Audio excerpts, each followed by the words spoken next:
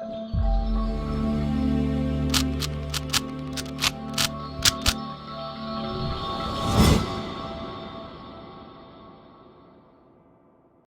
guys, welcome to Viva Classes. I hope you like my videos. If you like my videos, please like, share and subscribe our channel. आज हम लोग आपके साथ class 12 maths chapter 10 vector algebra की exercise 10.2 के question number 1 to 10 discuss करेंगे। और हमारे वीडियोस के पीछे एक ही कंसेप्ट है, कम टाइम में कंसेप्ट ज़्यादा, क्योंकि आपका समय बहुत कीमती है। तो चलिए फटाफट स्टार्ट करते हैं। क्वेश्चन नंबर 1, अगर आप बात करते हैं कि इसका इंट्रोडक्शन क्या है, तो हमने इसके जो भी टॉपिक हैं और एग्जाम्पल्स हैं वो ऑलरेडी जो है प्लेलिस्ट में अपलोड कर दिए हैं। तो आप प्लीज़ प्लेलिस्ट जाकर देखिए, क्योंकि प्लेलिस्ट में क्या है, सारी चीज़ें सॉर्टेड होती हैं।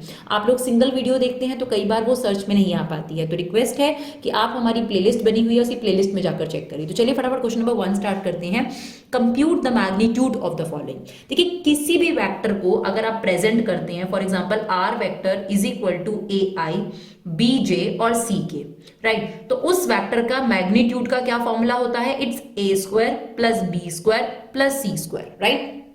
तो इस फॉर्मूले का इस्तेमाल करके हमें तीनों वेक्टर्स का क्या निकालना है? मैग्नीट्यूड निकालना है। तो ए वेक्टर हमें क्या नजर आ रहा है? ए वेक्टर है हमारे पास आई जे के, यानी इसके जो कोफिशिएंट्स हैं वो क्या है? 1 1 और 1। तो इसका मतलब ए वेक्टर का मैग्नीट्यूड क्या हो जाएगा? 1 का स्क्वायर 1 का स्क्वायर 1 का स्क्वायर। तो बेसिकली दैट इज √3, राइट, क्योंकि 1 + 1 + 1 3। सेम बी वेक्टर का मैग्नीट्यूड क्या हो जाएगा?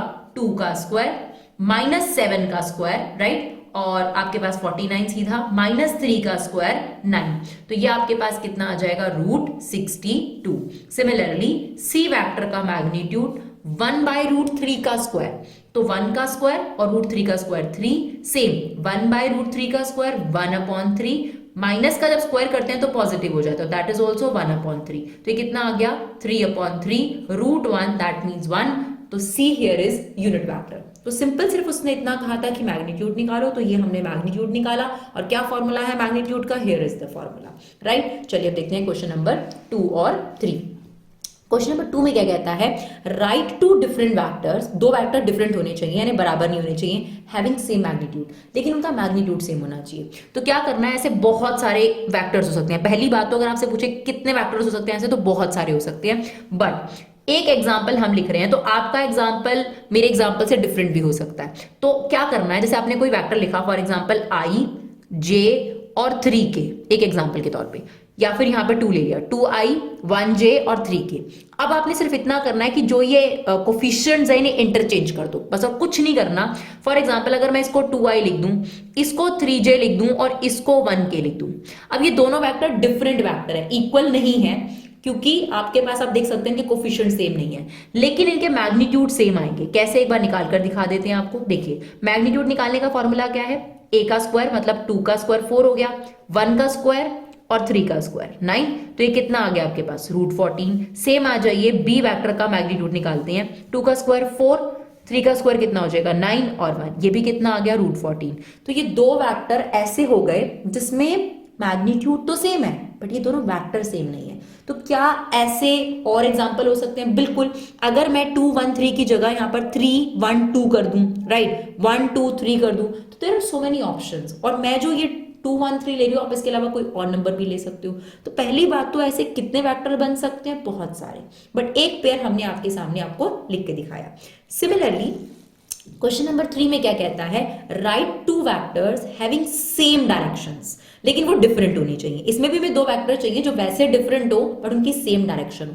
तो देखिए, डायरेक्शन सेम होने के लिए आपको पैरेलल वेक्टर चाहिए, सिंपल सी बात है।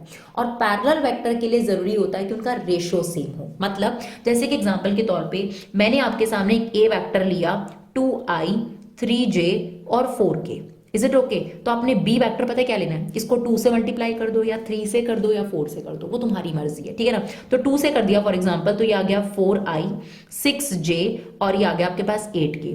ये दोनों 100% आपके पास जो है सेम डायरेक्शन वाले वेक्टर है, पैरेलल वेक्टर है। कैसे पता चलता है? आप इनकी रेशो देखो, 2/4 कटकर कितनी आ गई? 1/2। 3/6 ये भी कटकर कितना आ गया? 1/2। और 4/8 भी कितना आ गया? 1/2।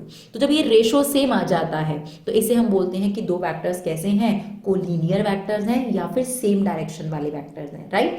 तो आपके पास इनका जो रेशो होना चाहिए, फॉर एग्जांपल अगर हम इसको बात करें तो ये हमारा a1 है, ये b1 है, ये c1 है। a1 की वैल्यू कितनी है 2, b1 की वैल्यू कितनी है 3, c1 की वैल्यू है 4 और a2 की वैल्यू है 4, b2 क्योंकि सेकंड वेक्टर है ना, और c2 की वैल्यू है 8। तो आपने चेक करना है अगर आपके पास a1 upon a2, b1 upon b2 और c1 अपॉन c2 का रेशो सेम आ जाए तो ऐसे वेक्टर्स को हम कोलिनियर वेक्टर या फिर पैरेलल वेक्टर कहते हैं, राइट। चलिए देखते हैं क्वेश्चन नंबर 4।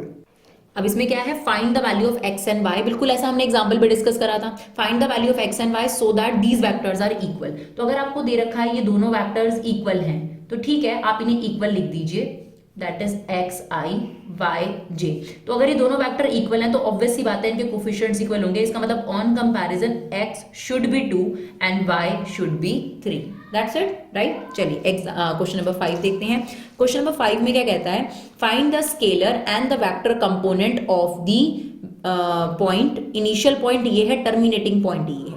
तो देखिए बेसिकली मैंने आपको ये भी जब हमने डिस्कस करा था कंसेप्ट, तो आपको डिस्कस करा था कि जैसे अगर आपके पास ये P पॉइंट है 2,1 और ये है आपके पास -5,7, ठीक है। अगर आपको PQ वेक्टर बनाना है, जैसा कि उसने बोला कि इनिशियल पॉइंट ये है, टर्मिनेटिंग पॉइंट ये है, तो इसका मतलब PQ आपको वेक्टर बनाना है। यानी PQ वेक्टर का मतलब होता है इनिशियल पॉइंट ये, टर्मिनेटिंग ये।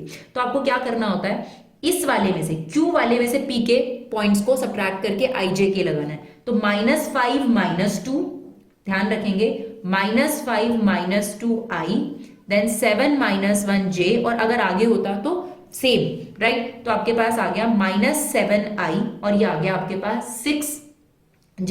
ये है वेक्टर फॉर्म। और उसने आपसे क्या पूछा था, स्केलर भी पूछा था, वेक्टर भी पूछा था। तो वेक्टर कंपोनेंट तो ये हो गया। अगर आपसे स्केलर कंपोनेंट की बात कर रहा है तो स्केलर का मतलब होता है सिर्फ इन दोनों को सब्ट्रैक्ट कर दो। नॉर्मली इनमें IJK लगाने का मतलब क्या होता है, डायरेक्शन ऐड करना, ठीक है ना।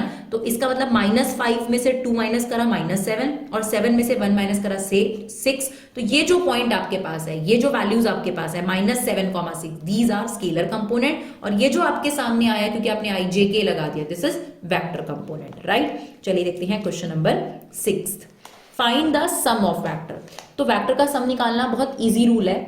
आई वाले जो भी कोफिशिएंट्स हैं वो आई में प्लस हो जाएंगे, जे वाले जो हैं वो जे में, और के वाले जो हैं के में।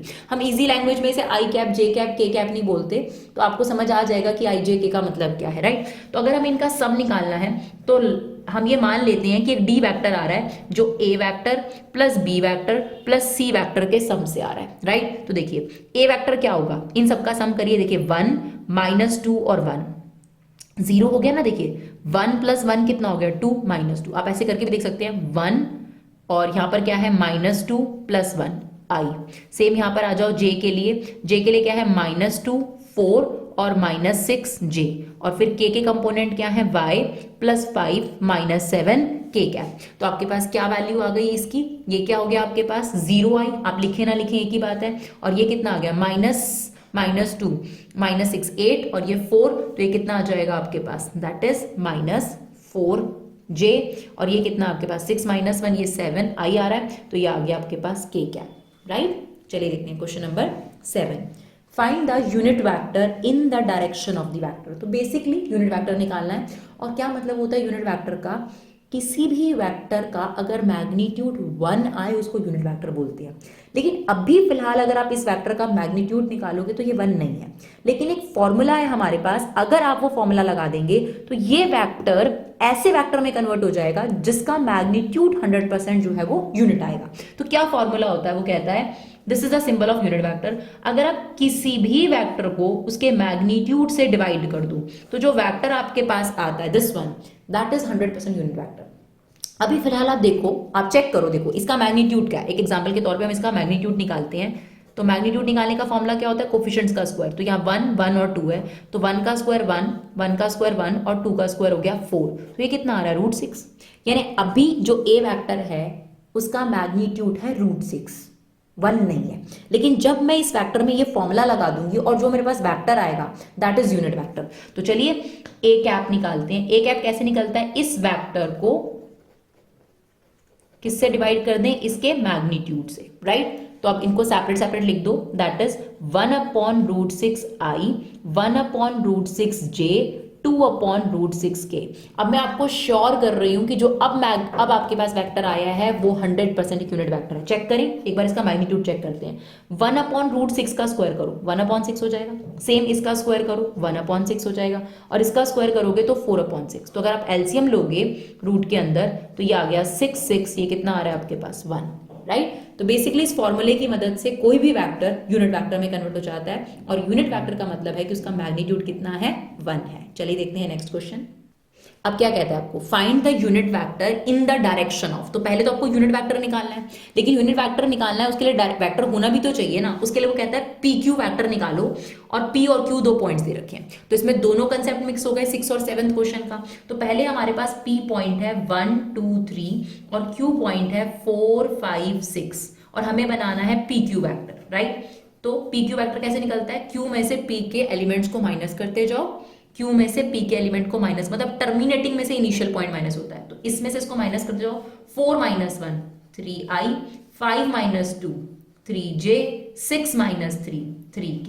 ये हमारे पास पी क्यू वैक्टर बनकर तैयार हो गया। उसने बोला इसका यूनिट वैक्टर निकालो, तो इसका यूनिट वैक्टर निकालने के लिए हमारे पास फॉर्मूला क्या होगा, P Q vector upon P Q vector का मैग्नीट्यूड, राइट। तो पी क्यू वैक्टर क्या आपके पास, पी क्यू वैक्टर है 3i 3j 3k, राइट। अब इसका मैग्नीट्यूड कैसे निकलता है, इसके कोफिशिएंट्स का स्क्वायर, तो 3 का स्क्वायर 9, 3 का स्क्वायर 9, 3 का स्क्वायर 9। Is it okay? चलिए, तो ये आ गया 3i 3j 3k।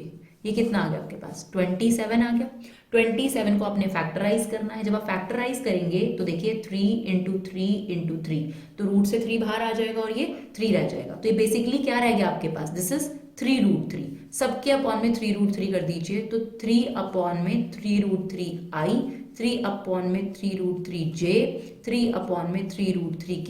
तो ये कट जाएंगे 3 से 3, और आपके पास आंसर क्या आ जाएगा 1/√3i, 1/√3j एंड 1/√3k क्या, राइट। चलिए देखते हैं क्वेश्चन नंबर 9। कहता है ए और बी दो वेक्टर्स दिए हुए हैं हमें, find the unit vector in the direction of A plus B. यानी पहले काम करो, ए प्लस बी से एक वेक्टर निकालो, और जो ए प्लस बी से वेक्टर आएगा उसका यूनिट वेक्टर बनाना है, राइट। तो कोई बात नहीं, कर लेते हैं। तो a प्लस बी से हमारे पास मान लेते हैं c वेक्टर आ गया, तो पहले a प्लस बी से c वेक्टर निकालते हैं और फिर इसका यूनिट वेक्टर निकालना है। तो a प्लस बी कर लेते हैं। a प्लस बी क्या हो जाएगा 2 - 1 कितना आ जाएगा i आ गया, -j + j ये तो 0 हो गया आपके पास, और 2k और -k कितना आ गया आपके पास k कैप आ गया। अब हमें इसका यूनिट वेक्टर निकालना है, तो यूनिट वेक्टर का फॉर्मूला होता है वेक्टर को उसके मैग्नीट्यूड से क्या कर दो डिवाइड, यानी i और k तो है ही नहीं ना, इसके कोफिशिएंट क्या है 1 का स्क्वायर और 1 का स्क्वायर, तो √2 आ गया आपके पास। तो क्या आ जाएगा 1/√2i and 1/√2k cap, right. चलिए देखते हैं इस वीडियो का लास्ट क्वेश्चन, और देखिए 15 मिनट के अंदर 10 क्वेश्चन कंप्लीट हो जाएंगे आप लोगों के। अब आपको कहता है find a vector in the direction of vector which has magnitude 8 unit. अब वो कहता है कि मुझे एक ऐसा वेक्टर निकालो जिसका मैग्नीट्यूड 8 यूनिट हो। देखो, अगर आप इस वेक्टर का मैग्नीट्यूड निकालोगे तो 8 नहीं होगा, राइट। यानी सबसे पहले आपको इस वेक्टर को यूनिट वेक्टर में बदलना पड़ेगा। यूनिट वेक्टर का मतलब होगा उसका मैग्नीट्यूड 1 होगा। तो अगर उस वेक्टर का मैग्नीट्यूड 1 होगा, उससे अगर आप 8 से मल्टीप्लाई कर दोगे तो जो वेक्टर आपको मिलेगा वो 8 यूनिट वेक्टर होगा। मतलब सिंपल सी बात है, इतना लंबा सोचने की जरूरत नहीं है। सबसे पहले 8 यूनिट वेक्टर बनाने के लिए 1 यूनिट वेक्टर बनाना पड़ता है, उसके लिए आपको इसको यूनिट वेक्टर में कन्वर्ट करना पड़ेगा। तो let it be this is a vector 5i j and 2k cap, right. अब इसको सबसे पहले काम करिए, यूनिट वेक्टर में कन्वर्ट करिए, that is a vector A cap A vector का मैग्नीट्यूड, तो ये आ गया 5i j। चलिए 5 का स्क्वायर कितना हो गया 25, -1 का स्क्वायर 1 और 2 का स्क्वायर कितना हो गया 4, तो ये कितना आ गया आपके पास 30 √30। तो अब ये आ गया आपके पास 5/√30i -1/√30j 2/√30k।